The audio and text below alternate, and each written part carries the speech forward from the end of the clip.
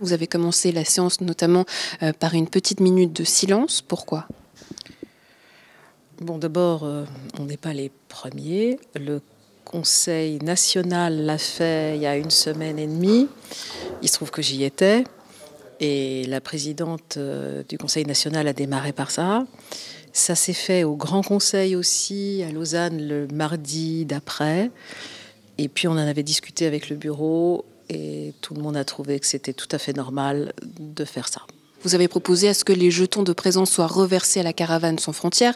La municipalité, elle, propose de doubler la mise. Par la suite, plusieurs interpellations ont été posées, notamment celle de Claude Farine, qui demande aujourd'hui à ce que la municipalité s'engage, peut-être accueille aussi des migrants. On voit que c'est un sujet qui préoccupe, notamment l'Assemblée. Marius Tisserand, lui, qui a été beaucoup plus revendicatif, qui a notamment dit qu'aujourd'hui on faisait une sorte de démagogie à l'européenne. Vous comprenez ces différentes peut-être inquiétudes ou sollicitations? Mais tout à fait, d'abord parce qu'effectivement, comme l'a répondu la municipalité pendant le 8 mars, les souffrances, elles ne doivent pas être hiérarchisées. Là, ce qui est tout à fait particulier, c'est l'ampleur de la chose et la violence de la chose. C'est-à-dire que dans les précédents conflits qu'on a vu, il y a eu quelque chose du type...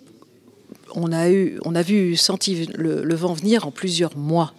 L'Irak, la Syrie, etc. Là, on est passé du 23 février où l'Europe était en paix à une situation de guerre où on bombarde des maternités en 2 semaines. Et le nombre de réfugiés est passé de rien à 2,5 millions en moins de 3 semaines. Donc l'ampleur a dégagé un élan de solidarité incroyable à Nyon aussi, puisque la caravane sans frontières est passée de rien en 28 février à 90 bénévoles qui se sont mobilisés pour l'association. Donc cette ampleur de l'élan, il est remarquable, mais il est à la hauteur de la situation, qui est d'une tragédie incroyable.